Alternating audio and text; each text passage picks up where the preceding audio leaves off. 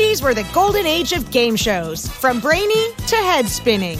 Today, on the very, very best of the 70s, we're counting down your favorite game shows from the decade. Number 10, Let's Make a Deal. These people, dressed as they are, come from all over the United States to make deals. Let's make a deal.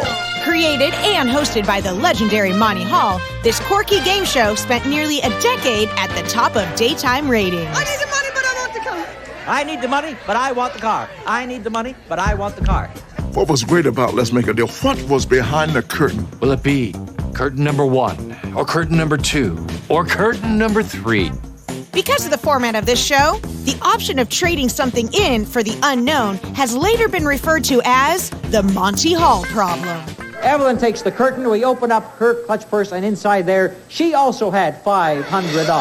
I always try to just pierce into Monty Hall's eyes, like willing him to let the contestant know, is it curtain number 1 or curtain number 2? If you picked the wrong door, you get zonked. What have we got for Evelyn? Evelyn has for herself behind that curtain a laundry mobile. Even if you were zonked, you still loved Monty Hall. I think that was the most exciting thing, just to get up there with him. He was the epitome of a game show host. He was wonderful. Why not relax with this new portable color TV set? Carol Merrill was the model, and Jay Stewart was the announcer. And Monty did do banter with them and made them part of the show. Just like that, That's right. And they'll be right there with the candy grab. I think we tuned in to see what the people were going to wear. If you're going to go and make a deal, just dress as something that they can't recognize you, because you're going to choose wrong and you're going to get ribbed forever. You kind of worry me. You got a sign that says, do not pass. Or does that mean do not make a pass? Either one right now. I would probably go as something iconic like Big Bird, where you stand out because you would be really tall.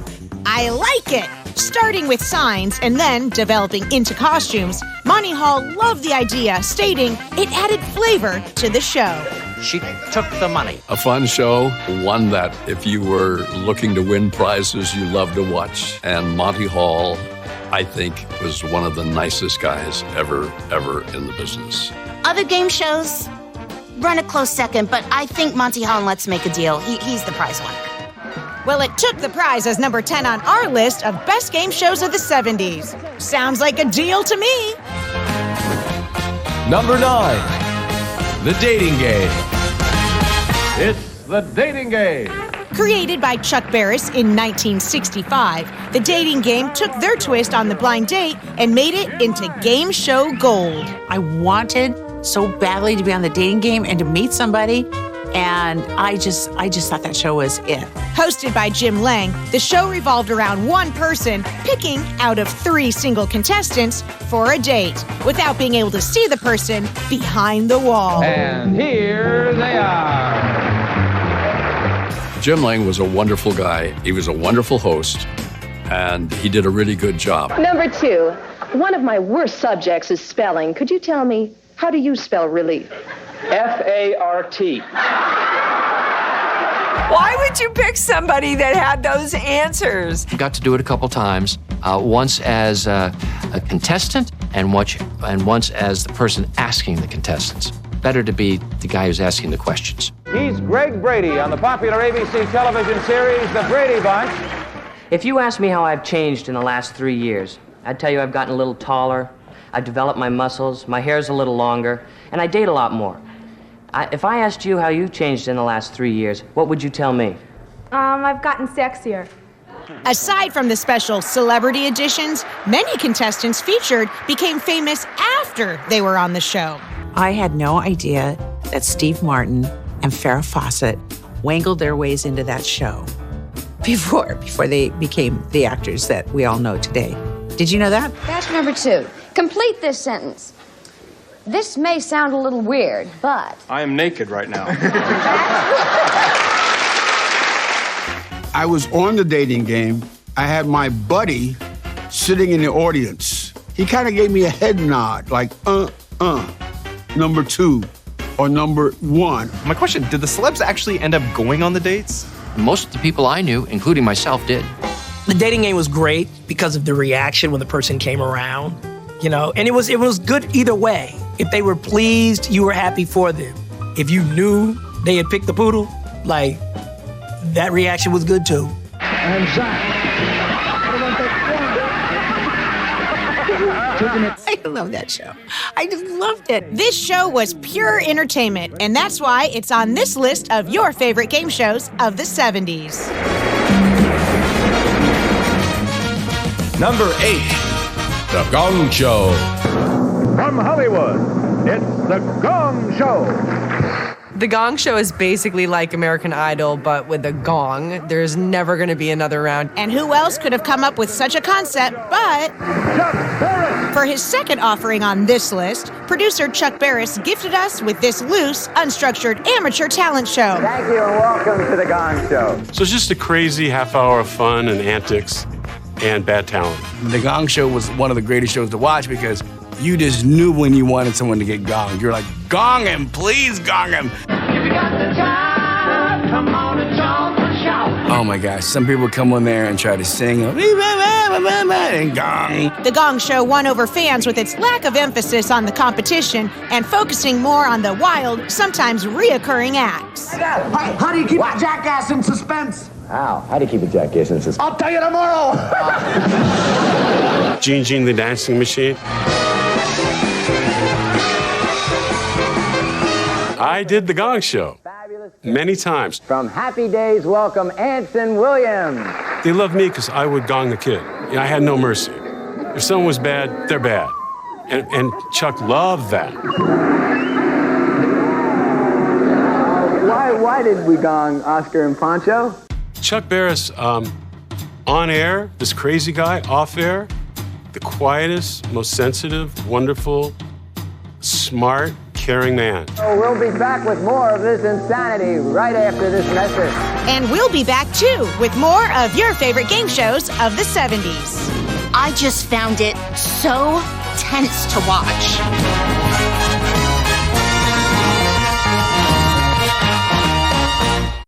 Welcome back to the very, very best of the 70s. So far, we've gotten you a deal, a date, and some solid entertainment. Now sit back and enjoy more of your favorite 70s game shows. Number 7, Name That Tune. Listen and name that tune. The magic about Name That Tune was playing along. So you try and do it, as fast as the contestants could. I got this idea. We're going to play a part of the song and have them name that tune. Great idea. What are we going to call it? Hosted by Tom Kennedy in the 70s, Name That Tune featured 2 contestants simply naming the tune played by the live orchestra. I would have been horrible at Name That Tune. I was the guy that used to go into record stores and I was trying to hum it. I would be good at the game show Name That Tune because this was when we didn't have these apps on our phones. So human beings used to say, hey, I'm going to figure out what song this is. That's how we did it in the old days. Our Name That Tune vocalist Kathy Lee Johnson. Come up here. Known then as Kathy Lee Johnson, the regular singer on the show later became television host Kathy Lee Gifford. So Kathy Lee Gifford actually had to really concentrate sometimes to replace some of the lyrics of the songs with just la-la-las. What made this different? In the 70s, it was really the only game show, real popular game show that was about music. Tom, I can name that tune in 6 notes. When it got down to 1 note or 2 notes, man, that's pretty hard to pick a melody out. I'll name that tune in 3 notes. Name that tune. So the goal was to get to the golden medley, the speed round, if you will. To me, that would be a nightmare. Where have all the flowers gone? Right, you got it. For a music lover or a musician, that's a game show. Although many revivals have been attempted, the most successful run was from 1974 to 1981. And that's the reason you voted it number 7 on this list. Dancing on the Ceiling. Number 6, Match Game. Get ready to match the... Debuting on NBC in 1962, this celeb-packed fill-in-the-blank competition initially was a flop. It's the revival in 1973 that brought the show great success. Game 73. The Match Game was my all-time favorite show. Match Game was another great game show from the 70s. The bank teller said, I think there's something wrong with this dollar bill. Instead of a picture of George Washington, this one is a picture of George Wallace.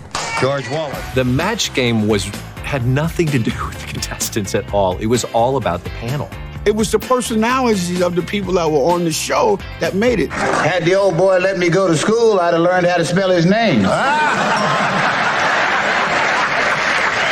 I did Match Game quite a few times. It was not only so much fun, the celebrities you got to meet. Stars of Happy Times, Anson Williams. We would be talking up there the whole time, paying no attention to Gene Rayburn, who was the greatest host of all time. Gene Rayburn really held Match Game together. Cuckoo blank. Cuckoo, Friend, and Ollie.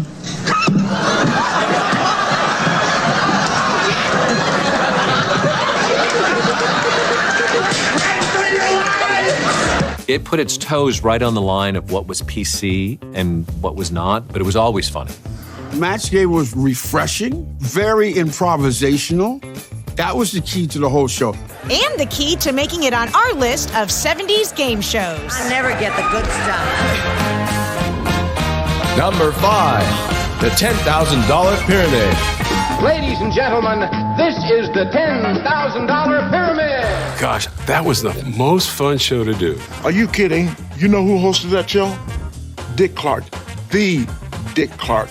Making its network debut in 1973, the $10,000 Pyramid was a ratings smash, racking up 9 daytime Emmys. And here is your host, Dick Clark.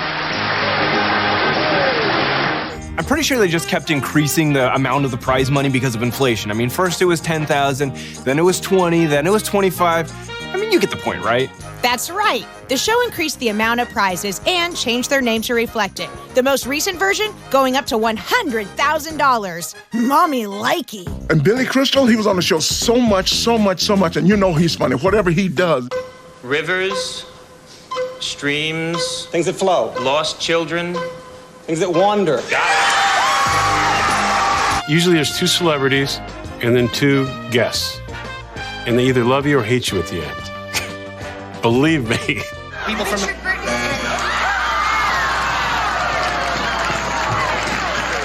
If ever I had flop sweat watching a game show, it was the $10,000 Pyramid.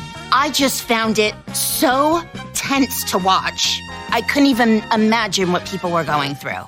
The show was so popular at the time, it even maintained top ratings during interruptions and delays due to the televised Watergate hearings. The show was originally hosted by Dick Clark, so why wouldn't you tune in? The $10,000 Pyramid, people at home would be yelling at the screen. All the times you played here, Tony, what is it you don't do? You don't say shit.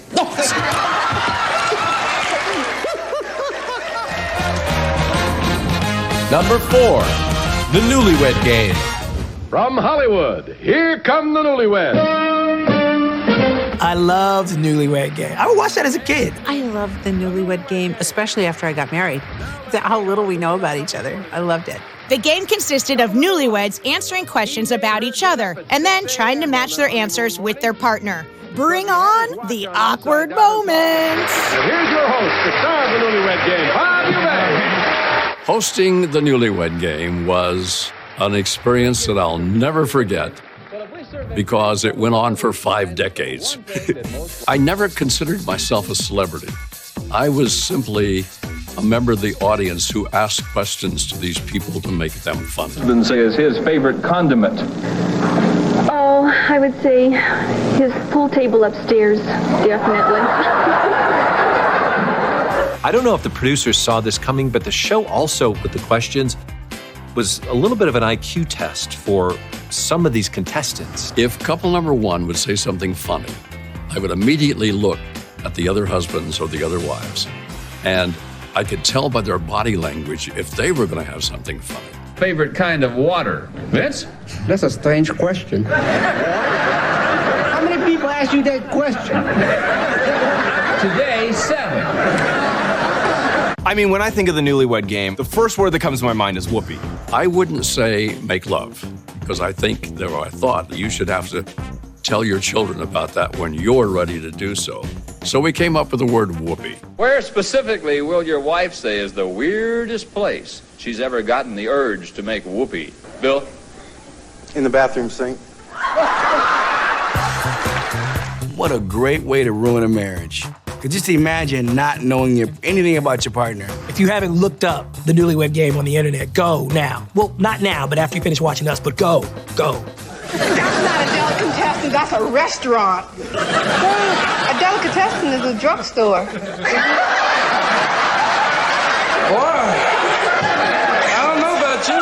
Newlywed was a comedy show that happened to have a game. And a great game it was. Thank you, Bob Eubanks, and Newlyweds everywhere. It lasted 45 seconds. 45 seconds? That was my brother. Still to come on the very, very best of the 70s. If it's not the best, it is among the best game shows of all time.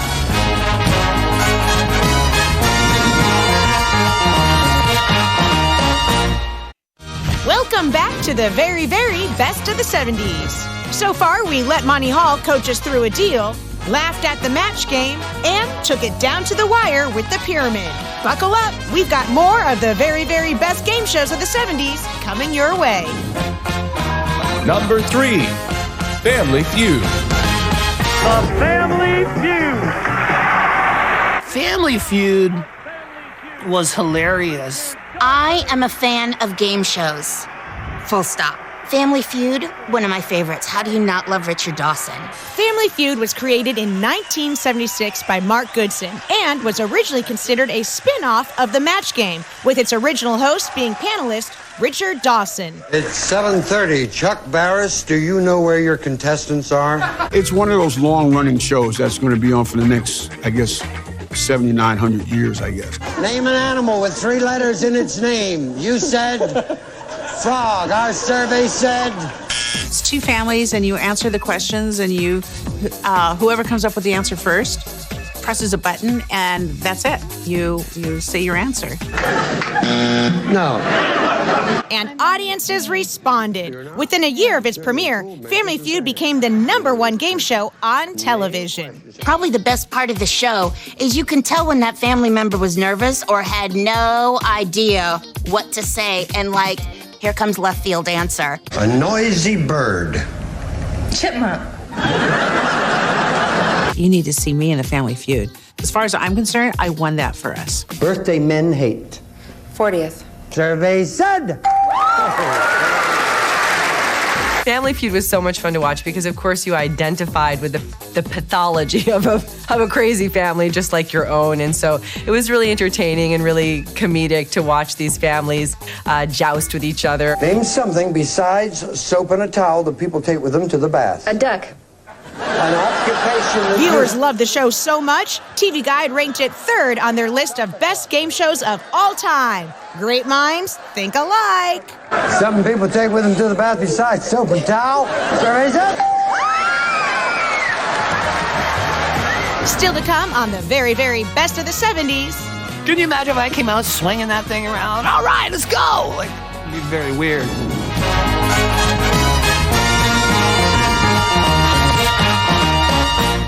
California.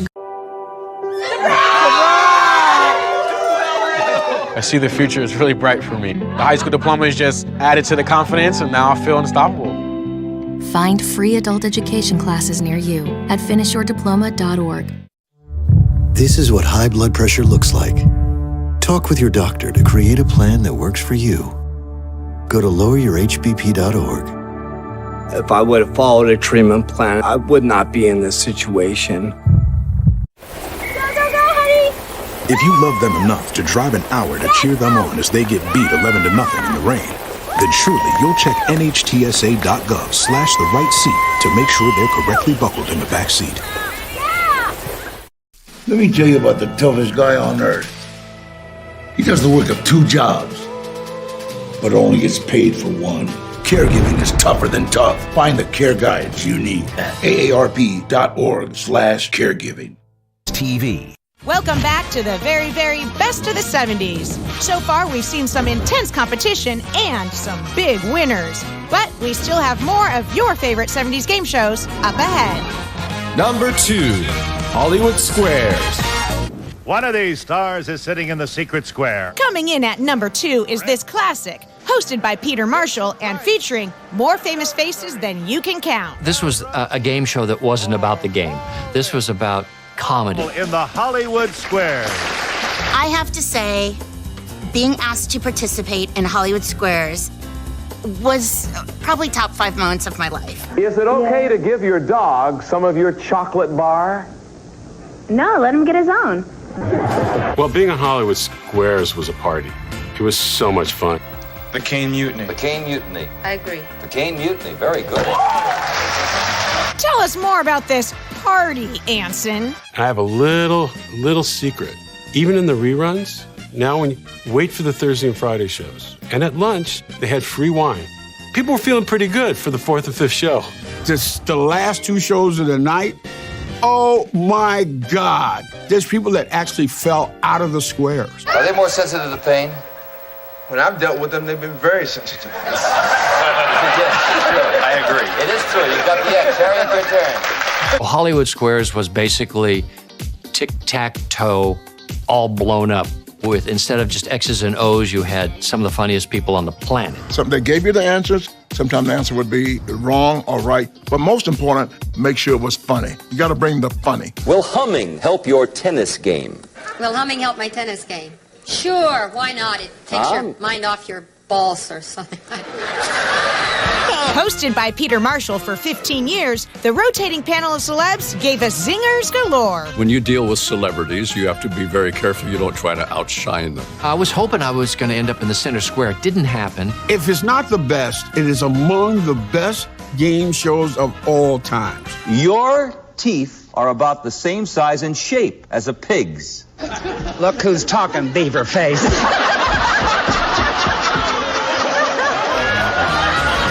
Number 1. The Price is Right. The Price is Right theme song. As soon as you hear it, like all sorts of memories start popping in my mind. Another Mark Goodson production, created by Bob Stewart, Price is Right premiered and ran through the 60s. But it's the revamped 70s Bob Barker-led series that was most popular. Bob Barker! I used to watch The Price is Right with my grandma. Give me your bids in dollars because we round off our retail prices to the nearest dollar. It was so much fun to see the energy in the crowd when they would say, "Come on down," and people would jump and scream. Helen Hanahan, come on down! Carolyn Marks! Once you got picked to play, you had to guess the correct price for different items during various mini games.